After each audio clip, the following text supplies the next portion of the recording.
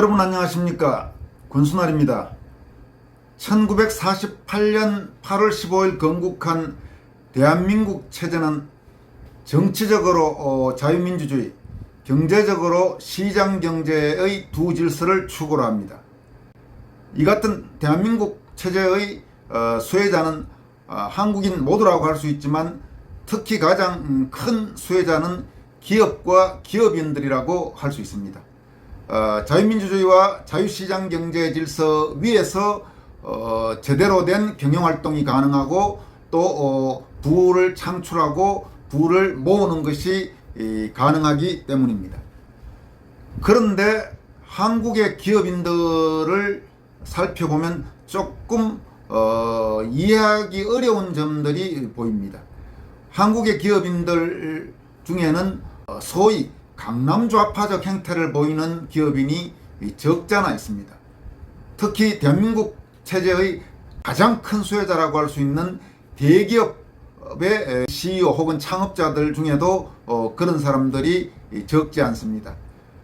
예를 든다면 네이버 창업자인 이혜진이나 다음 카카오 창업자인 김범수 이런 사람들이 과거 네이버나 다음을 통해서 보인 행태들을 보면 오히려 우파보다는 좌파에 훨씬 가까운 그런 기업인들이라고 평가를 받고 있습니다.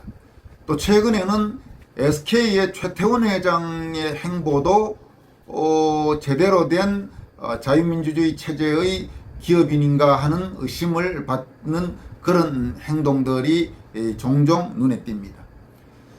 이런 현실에서 신세계 정용진 부회장은 상당히 눈에 띄는 다른 모습들을 보여주고 있습니다. 정용진 부회장은 여러분 아시겠지만 삼성의 이병철 창업자의 외손자, 그러니까 이병철 창업자의 막내딸인 이명희 현재 신세계 회장과 정재현 신세계 명예회장 사이의 아들입니다. 그러니까 이병철 창업주의 외손자이고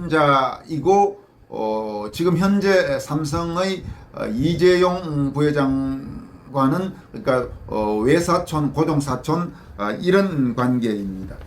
정용진 신세계 부회장은 오늘 자신의 인스타그램을 통해서 미군만 철수하고 평화협정은 휴지됐다라는 아프가니스탄 사태를 다룬 기사를 공유하면서 이렇게 썼습니다. 협정은 역사적으로 지켜진 사례가 거의 없다. 협정을 철석같이 믿는 바보들이 아직 있다. 이 인스타그램 공유와 이 워딩은 아프간에서 미국과 탈레반 사이에 그 평화협정이 체결된 직후에 아프간이 탈레반에게 다시 정권이 넘어간 것, 또 이제 생각해보면 과거에 베트남도 마찬가지였죠. 월명과 미국 사이에 1973년 평화협정이 체결되고 불과 2년 만인 1975년 4월 31일 4.20이 함락되면서 자유월남이 무너지고 공산 월명 주도하에 베트남 전역이 적화 통일된 그런 사실들이 있죠. 또 더 거슬러 가면 과거 2차 대전 발발 직전에 이른바 미넨협정으로 영국과 프랑스가 나치 독일의 히틀러와 협정을 맺은 다음에 이제 평화가 왔다 이랬지만 바로 그 직후에 히틀러가 폴란드를 침공하면서 제2차 세계대전이 발발했죠. 그런 전례들, 그러니까 이 평화협정 체결됐다고 평화가 오는 게 아니고 오히려 더 큰 비극, 이 정체주의자들, 공산주의자들에게, 원리주의자들에게 정권이 넘어가는 그런 점들을 지적한 것으로 보입니다. 특히 이 부분이 왜 관심이 있냐 하면 지금 한반도에서도 문재인 정권이라든지 지금 집권 여당인 민주당 그리고 이 한국의 이 좌파 세력들은 북한과의 평화협정 또는 지금 정전협정에 매달리는 듯한 모습을 계속 보여오고 있습니다. 그런데 며칠 전에도 제가 말씀드렸지만은 만약 한국에서도 그런 식으로 해서 미군이 철수하고 평화협정이나 정전협정이 체결된다는 것은 주한미군이 철수할 가능성이 매우 높아진다는 뜻이기도 합니다.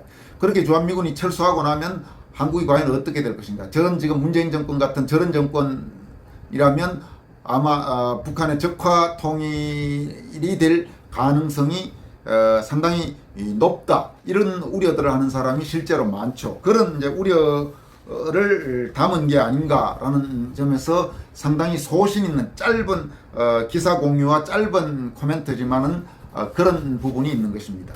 이 정영진 부회장은 몇 달 전에도 이 인스타그램을 통해서 소위 이 문재인 대통령의 그 미안하다, 고맙다, 이런 부분들에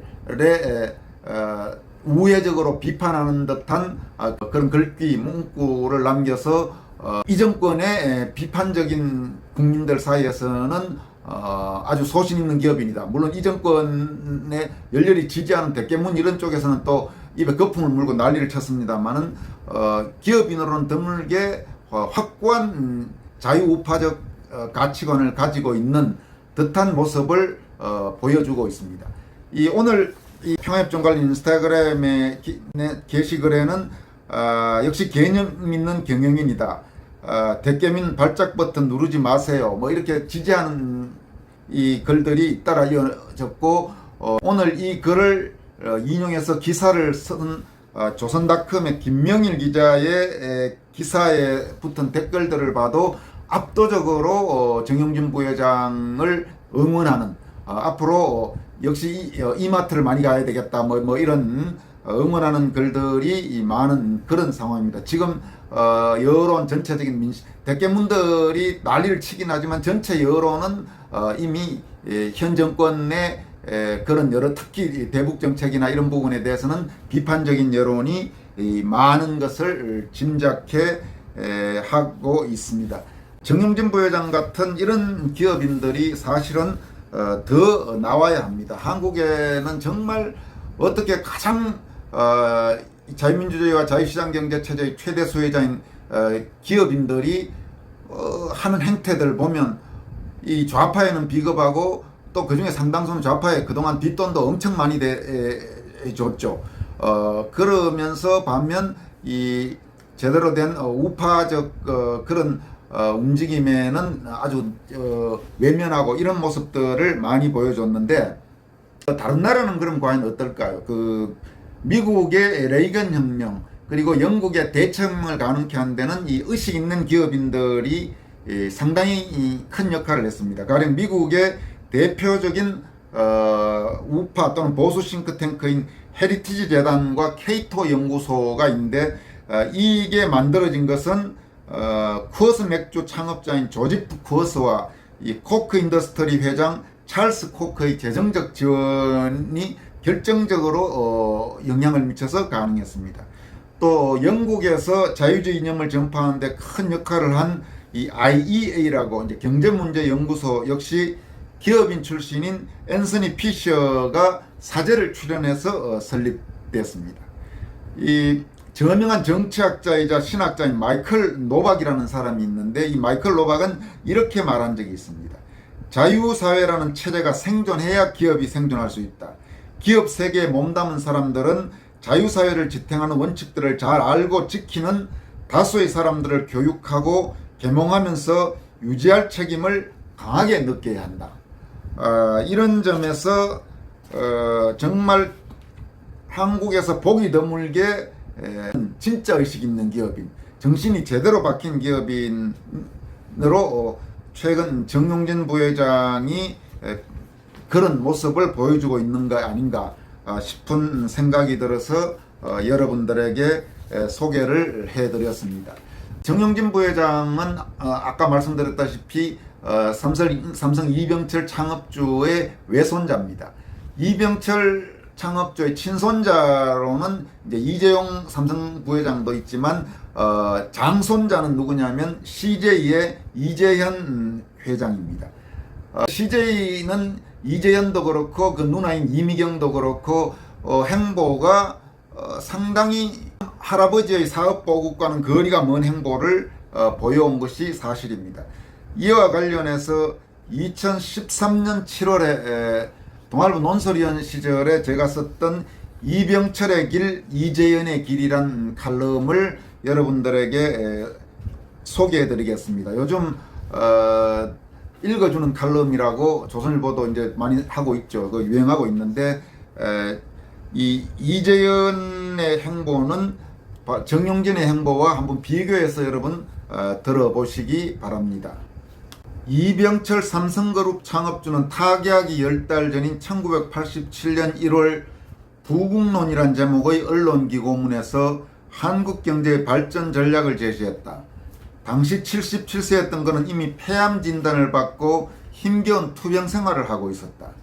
삼성의 명운을 걸고 반도체 산업 진출을 선언한 것은 1983년 그의 나이 73세 때였다. 사업에서 평생 1등을 추구한 치열한 승부사 이병철은 인생의 황혼기까지 기업과 국가라는 화두와 씨름한 거인이기도 했다.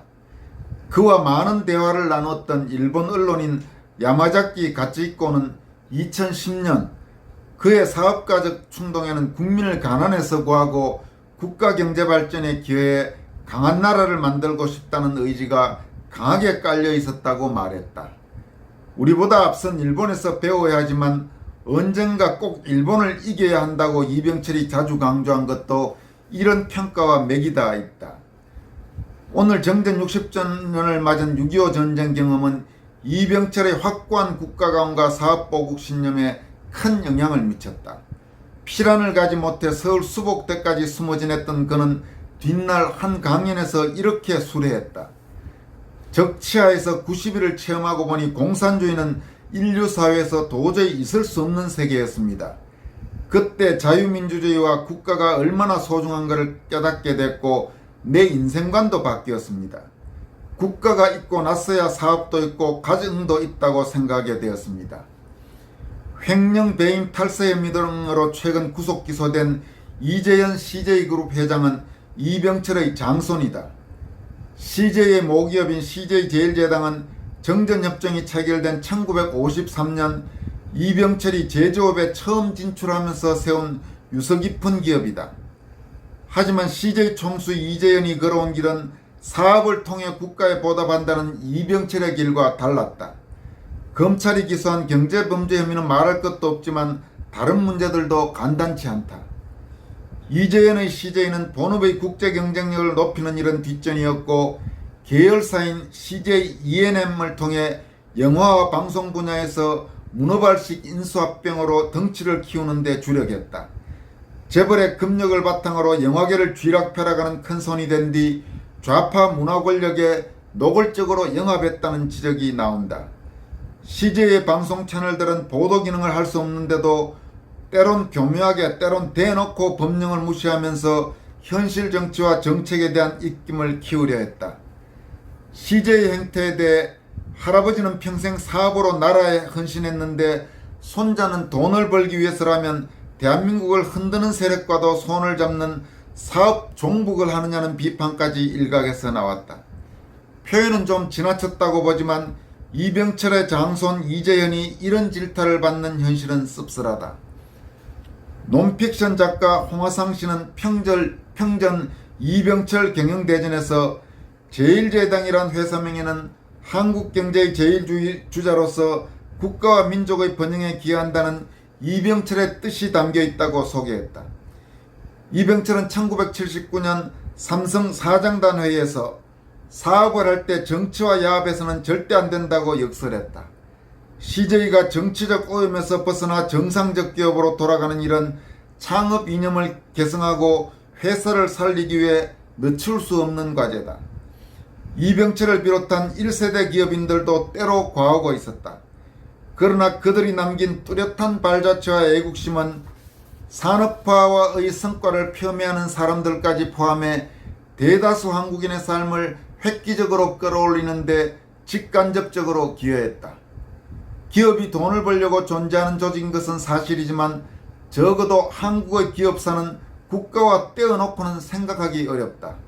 현재 대기업을 이끄는 상당수 리더는 근대화 산업화 영웅들의 육신 또는 정신의 후손이다. 선대들이 힘들게 회사를 세우고 키우면서 가슴에 다짐했던 창업 이념과 경영 철학을 사사에서 꺼내 한 번쯤 진지하게 되새겨 보길 바란다. 국가가 있어야 기업도 있다는 말은 지금도 유효하다. 이 칼럼은 논설위원 시절인 지금부터 약 8년 전입니다. 2013년 7월 27일 6.25 전쟁 정전 60주년의 날에 동아일보에 제가 썼던 이병철의 길, 이재현의 길이란 제목의 칼럼입니다. 오늘 한번 이병철 그리고 이병철의 장손자 이재현, 이병철의 외손자 정용진 한번 생각해보는 계기가 됐으면 합니다. 오늘 여기까지 하겠습니다. 여러분 고맙습니다.